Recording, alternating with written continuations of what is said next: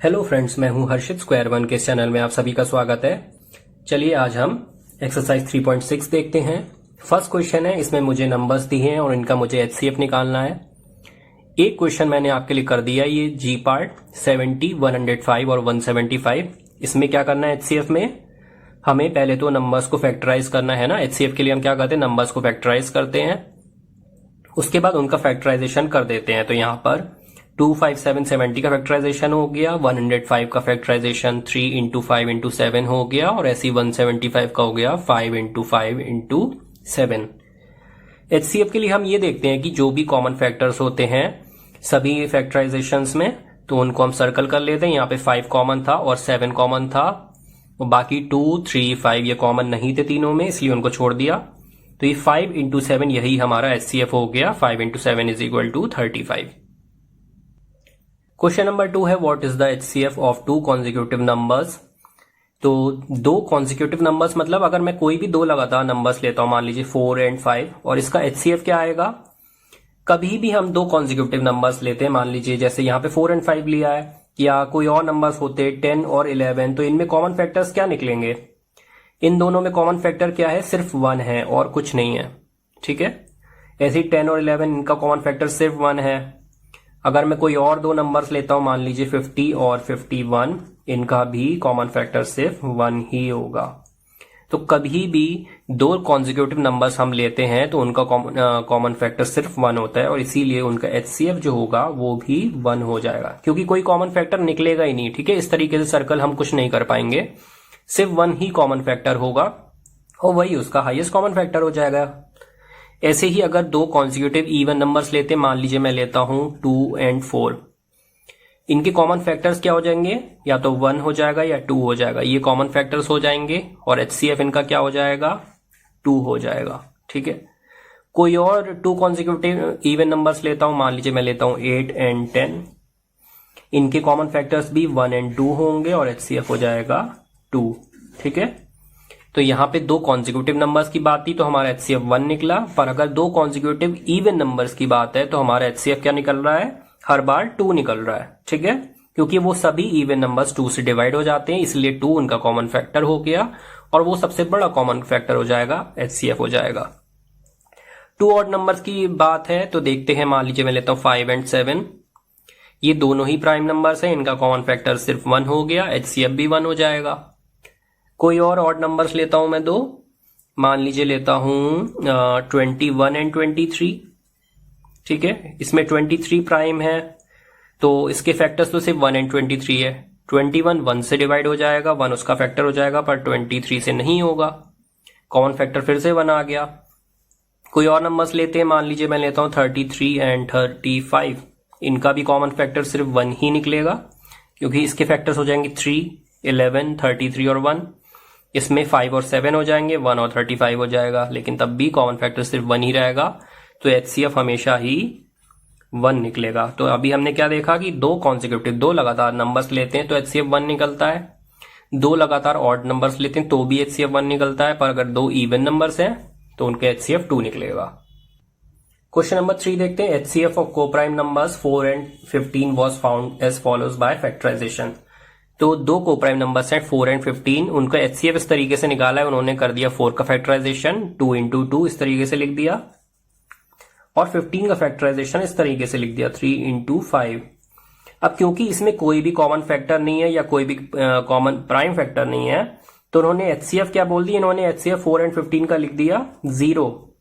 हमें ये बताना है क्या ये आंसर सही है या नहीं, और अगर नहीं है तो क्यों नहीं है सही। ठीक है, अब देखिए यहाँ पे 4 का फैक्टराइजेशन है 2 इंटू 2, 15 का फैक्टराइजेशन है 3 इंटू 5।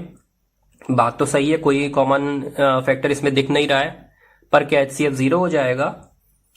हम जानते हैं कि 4 का एक फैक्टर होता है 1, जो कि सभी का फैक्टर होता है ना, इसी तरीके से 15 का फैक्टर भी 1 हो गया, तो जिसका कोई भी कॉमन फैक्टर नहीं होता वो 1 हमेशा ही एक कॉमन फैक्टर होता है। ठीक है, इसलिए एचसीएफ हमेशा 1 हो जाएगा ऐसे केस में।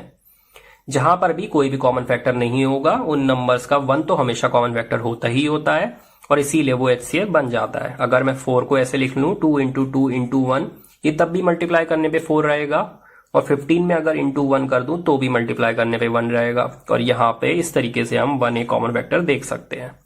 तो 1 को हम लिखते नहीं है, प्राइम फैक्टराइजेशन की बात होती है, इसलिए प्राइम नंबर नहीं है 1, तो हम नहीं लिखते 1 को। ठीक है, अभी जरूरत पड़ गई लिखने की तो हमने लिख दिया और हमने दिखा दिया कि नहीं 1 हमारा HCF है। नेक्स्ट एक्सरसाइज देखते हैं 3.7। इसमें फर्स्ट क्वेश्चन है, Renu purchases 2 bags of fertilisers of weight 75 kg and 69 kg। Renu ने 2 बैग खरीदे फर्टिलाइजर के, एक का वेट है 75 kg, एक का वेट है 69 kg। Find the maximum value of weight which can measure the weight of the fertiliser exact number of times. हमें ये बताना है कि ये मैक्सिमम वेट क्या होगा जो पूरे फर्टिलाइजर के बैग्स को एग्जैक्टली मेजर कर दे। ठीक है, मान लीजिए हम ये स्केल लेते हैं, है ना, स्केल होता है ना मेजरिंग स्केल, वेइंग स्केल होता है जिस पर एक तरफ हम अपना वेट रख देते हैं और दूसरी तरफ क्या रख देते हैं, जितना भी वेट हमें मेजर करना होता है हम उतने का स्टोन रख देते हैं, या कुछ भी जो भी हमारा मेजर करने का होता है स्टोन उसको रख देते हैं, 2 kg 5 kg इस तरीके से। तो हमें वो बड़े से बड़ा वेट बताना है जो उसको मेजर कर सके। ठीक है, इस बैग को मेजर कर सके, दोनों ही बैग को एग्जैक्टली मेजर करे। मान लीजिए मैं 5 kg का मेजर करता हूं तो वो पूरा 5 kg में 75 kg मेजर हो जाए 5 करके, और ये 69 भी हो जाए। एक तरीके से हमें क्या ढूंढना है, इनका हाईएस्ट कॉमन फैक्टर ढूंढना है। ठीक है, कॉमन फैक्टर तो ढूंढना ही है जो इनको मेजर कर ले, लेकिन हाईएस्ट होना चाहिए। तो मुझे 75 एंड 69 इनका HCF निकालना है। तो क्या करेंगे, 75 को फैक्टराइज करेंगे, 69 को फैक्टराइज करेंगे। चलिए इनको देख लेते हैं। 75 3 से हो जाएगा, फिर उसके बाद 5 5 जा 25 और ये 5 1 जा 5, इधर भी 3 से होगा। उसके बाद 23 एक प्राइम नंबर है, तो फैक्टराइजेशन हो गया 75 का हो गया 3 इंटू 5 इंटू 5, और 69 का हो गया 3 इंटू 23। कॉमन फैक्टर हमारे 3 निकल आया, तो HCF हमारा 3 हो गया। तो हमें 3 kg के मेजर्स को यूज करना पड़ेगा, 3 kg वेट के मेजर को यूज करना पड़ेगा इनको एग्जैक्टली मेजर करने के लिए। सेकेंड क्वेश्चन है, 3 boys step of together from the same spot. Their steps measure 63 centimeters, 70 centimeter and 77 centimeter respectively. What is the minimum distance each should cover so that all can cover the distance in complete steps? ये फिर से वही question है जो मैंने practice question में कराया था, उसमें 80, 85, 90 सेंटीमीटर थे स्टेप्स। इस बार क्या है 63 सेंटीमीटर, 70 सेंटीमीटर, 77 सेंटीमीटर। हमें ये डिस्टेंस मिनिमम डिस्टेंस बताना है जहां पर ये तीनों ही अपने स्टेप्स कंप्लीट करेंगे, या एक साथ एक ही जगह पे, एक साथ नहीं एक ही जगह पर तीनों लोग अपने फुट्स रखेंगे। ठीक है, तो इस बार हमें क्या करना है, नंबर चेंज हो गए फिर से ही, हमें इस बार LCM निकालना है। 63, 70 और 77 का इनका आप LCM निकालेंगे, प्राइम फैक्टराइजेशन करके आप इसको कर सकते हैं, मैं नहीं करूंगा। अब एक चीज बताता हूं कि जब भी आप वर्ड प्रॉब्लम्स देखते हैं आपको लगता है कि इसमें HCF या LCM हमें निकालना है, और आपको कंफ्यूजन है कि हमें HCF निकालना है या फिर LCM निकालना है। ठीक है, इन दोनों में आपको कंफ्यूजन है। तो आप क्या देखिए कि हमेशा वर्ड्स में जो हमारे क्वेश्चंस होते हैं उनमें कोई ना कोई इस तरीके का वर्ड होता है, minimum, maximum, highest, longest, smallest, shortest, इस तरीके का। ठीक है, तो आपको इन वर्ड्स पर ध्यान रखना है कि वो कौन सा वर्ड यूज हुआ है क्वेश्चन में। जैसे यहाँ पे HCF का मतलब होता है हाईएस्ट, हाईएस्ट कॉमन फैक्टर है ना ये, तो H का मतलब है हाईएस्ट और L का मतलब है लोएस्ट या लीस्ट या स्मॉलेस्ट। ठीक है, तो जैसे ही आपको इनके सिनोनिम्स मिलते हैं, मतलब आपको इनके पर्यायवाची शब्द मिलते हैं, हाईएस्ट का हो गया जैसे लॉन्गेस्ट। ठीक है, इससे ही मिलता जुलता एक वर्ड है मैक्सिमम। तो इस तरीके के ऐसे ही वर्ड्स आपको मिल गए, कोई भी क्वेश्चन में आपको इस तरीके का कोई वर्ड दिखता है तो आपको पता चल जाएगा कि हमें HCF निकालना है। अगर आपको लोएस्ट, लीस्ट, स्मॉलेस्ट, मिनिमम, ठीक है, इस तरीके का कोई वर्ड मिलता है तो आपको ये पता चल जाएगा कि इनका मतलब है हमें LCM निकालना है। तो ये हमारी क्वेश्चंस की ट्रिक्स हैं। ठीक है, कि हमें क्वेश्चंस में जो नंबर्स दिए उनका हमें HCF निकालना है या LCM निकालना है। तो अब मैंने आपको ट्रिक्स बता दी हैं, तो अभी इजी हो जाएगा कि हमें HCF निकालना है या LCM निकालना है ये समझने में।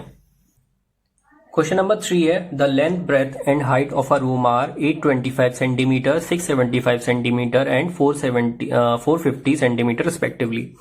तो हमें एक रूम दिया हुआ है, ठीक है, और हमें उसकी लेंथ, ब्रेथ और हाइट तीनों साइड्स दी हुई है। ठीक है, लेंथ दी हुई है, यहाँ पे ब्रेथ दी हुई है और इसी तरीके से हमें हाइट भी दी हुई है रूम की। Find the longest tape which can measure the 3 dimensions of the room exactly. तो हमें एक ऐसा टेप लेना है, मेजरिंग टेप लेना है और लॉन्गेस्ट टेप लेना है जो इस हाइट्स को पूरा मेजर कर सके। ठीक है, इन लेंथ को मेजर कर सके, ब्रेथ को मेजर कर सके और हाइट को मेजर कर सके। तो हमें एक तरीके से क्या निकालना है, उनका कॉमन फैक्टर निकालना है, हाईएस्ट कॉमन फैक्टर। तो हमें इन नंबर्स का 825, 675 और 450 इनका हमें HCF निकालना है। तो आप HCF निकाल सकते हैं, मैं आपको बता चुका हूं कैसे HCF निकालना है। ठीक है, और यहाँ पे ट्रिक जो हमने देखी थी वो क्या थी, HCF एंड LCM की। यहाँ पे हमें वर्ड दिख गया है लॉन्गेस्ट, तो इस लॉन्गेस्ट हमें ये पता चल गया कि हमें इनका HCF निकालना है। नेक्स्ट क्वेश्चन है determine the smallest 3 digit number which is exactly divisible by 6, 8 and 12। तो हमें 6, 8 और 12 का स्मॉलेस्ट 3 डिजिट नंबर बताना है जो इनसे पूरा डिवाइड हो जाए। यानी कि हमें पहले बात तो एक मल्टीपल निकालना है। ठीक है, और वो मल्टीपल कैसा होना चाहिए, 3 डिजिट नंबर होना चाहिए और 3 डिजिट नंबर्स में वो सबसे छोटा मल्टीपल हो इनका। ठीक है, तो पहले तो इनका एक मल्टीपल देख लेते हैं। क्या करते हैं, सबसे पहले हम इनका कॉमन मल्टीपल निकालते हैं जो कि होगा सबसे छोटा कॉमन मल्टीपल LCM। ठीक है, तो उसको इनको हम फैक्टराइज करते हैं, LCM निकालते हैं। ये हो गया 2 3 6, 2 4 8, 2 6 12, फिर हो गया 2 2 4, 2 3 6, फिर से 2, ये 3 1 3, अब हो गया 3 1 1 1। तो हमारा LCM इनका क्या आ गया, 2 इंटू 2 इंटू 2 इंटू 3, जो हो गया 24। तो इनका LCM जो सबसे छोटा कॉमन मल्टीपल इन तीनों नंबर्स का आया वो आया 24। अब जो भी कॉमन मल्टीपल्स आएंगे वो 24 के ही मल्टीपल होंगे। ठीक है, 24 के आगे हम 24 1 जा 24, 24 2 जा 48, इस तरीके से अगर हम चलते जाएंगे तो हमें इन नंबर्स के कॉमन मल्टीपल्स मिलते जाएंगे। ये सबसे छोटा कॉमन मल्टीपल, LCM का मतलब होता है वो सबसे छोटा कॉमन मल्टीपल है। और जो आगे आने वाले मल्टीपल्स होते हैं ना कॉमन मल्टीपल नंबर्स के, वो LCM के भी मल्टीपल होते हैं। ठीक है, तो नेक्स्ट आएगा हमारे पास 48 के बाद आएगा 72, उसके बाद आएगा 96, उसके बाद में आएगा 120।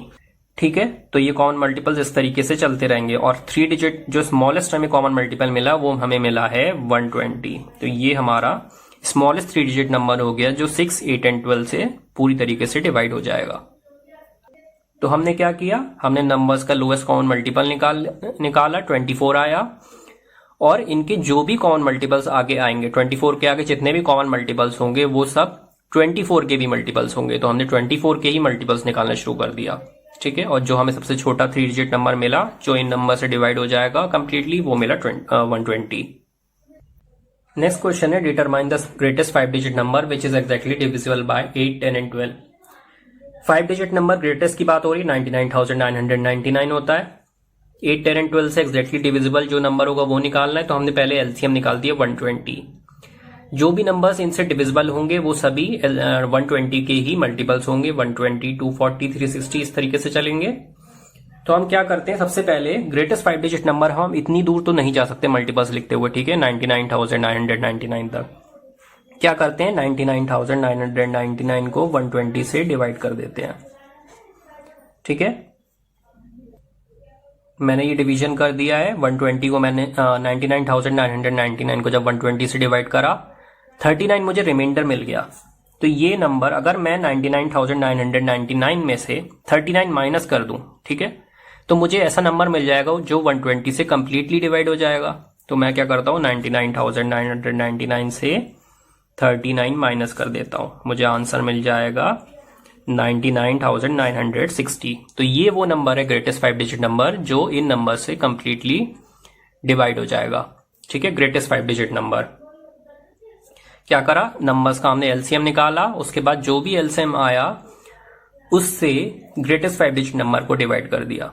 जब हमने डिवाइड करा तो कुछ रिमाइंडर बचा, जब उस रिमाइंडर को अगर हम सब्ट्रैक्ट कर दें तो हमें एक ऐसा नंबर मिलेगा जो पूरी तरीके से डिवाइड हो जाएगा और हमें वही हमारा आंसर हो जाएगा। नेक्स्ट क्वेश्चन है the traffic lights at 3 different road crossings change after every 48 seconds, 72 seconds and 108 seconds respectively. 3 traffic lights हैं, ठीक है, अलग अलग 3 रोड क्रॉसिंग्स है, वहां पर ट्रैफिक लाइट्स लगी हैं और वो ट्रैफिक लाइट्स फर्स्ट वाले की 48 सेकेंड बाद चेंज हो जाती है, सेकेंड वाले की 72 सेकंड बाद, और थर्ड ट्रैफिक लाइट जो है वो 108 सेकंड बाद चेंज होती है। If they change simultaneously eight 7 AM, simultaneously का मतलब है कि वो साथ में चेंज होते हैं 7 AM पर, तो हमें ये बताने वो नेक्स्ट टाइम कितने बजे दोबारा चेंज होंगे। ठीक है, साथ में ही चेंज होंगे, मतलब ये क्वेश्चन नंबर 2 की तरह ही है। जैसे लोगों ने उसमें क्वेश्चन में था कि साथ में चलना शुरू करा और वो कहां पर अपने स्टेप्स कंप्लीट करेंगे, उसी तरीके का है। यहाँ पर फुट्स की जगह ट्रैफिक लाइट है और वो 48 सेकंड, 72 सेकंड और 108 सेकंड बाद चेंज हो रही हैं। तो अब हमें बताने वो दोबारा कब चेंज होंगी, तो हम इन नंबर्स का एलसीएम निकाल लेंगे। ठीक है, जब आप एलसीएम निकाल लेंगे तो वो एलसीएम जो निकल के आएगा वो निकलेगा 432। ठीक है, मैंने ऐसी कैलकुलेशन कर दी है, 432 एलसीएम निकल कर आएगा।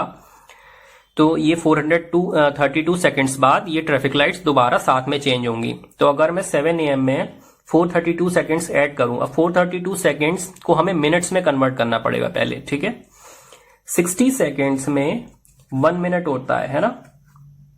इसी तरीके से अगर मैं 60 + 60 + 60 ऐसे करते जाऊं, या फिर 432 को मैं 60 से डिवाइड कर दूं, तो हमें मिलेगा 6 7 42, 420, ये 12 सेकंड्स बच गए, यानी कि 7 मिनट्स। 432 सेकंड्स जो हैं वो बराबर हैं 7 मिनट्स प्लस 12 सेकंड। ठीक है, यहाँ पे 12 सेकंड्स है ना, ये 12 बच गए ना रिमाइंडर।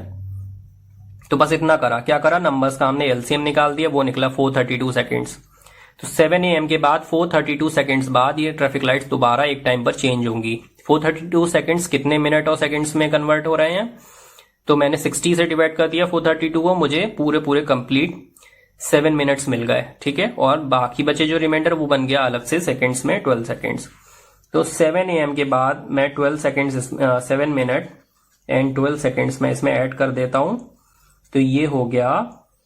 तो मैं क्या करता हूं, मैंने 7 AM में ये 7 मिनट और 12 सेकंड्स ऐड कर दिए, तो हमारा टाइम जो हो गया वो हो गया 7 hour 7 minute 12 seconds, मतलब इतना AM। ठीक है, सुबह इतने बजे 7 AM के बाद 7 मिनट्स और 12 सेकंड बाद ये ट्रैफिक लाइट्स दोबारा चेंज होंगी। तो इस तरीके से मैंने ये आवर, मिनट्स और सेकंड्स में रिप्रेजेंट कर दिया। इस एक्सरसाइज में अभी 5 क्वेश्चंस और बचे हुए हैं। इस वीडियो को हम यहीं पर ही रोकते हैं और वो 5 क्वेश्चंस हम नेक्स्ट वीडियो में करेंगे। उसके अलावा हम समरी देखेंगे कि हमने इस चैप्टर में क्या क्या पढ़ा है। सो नेक्स्ट वीडियो का आप वेट करिए। मेरे साथ बने रहने के लिए आप सभी का शुक्रिया। Stay home, stay safe, study regular and follow square one.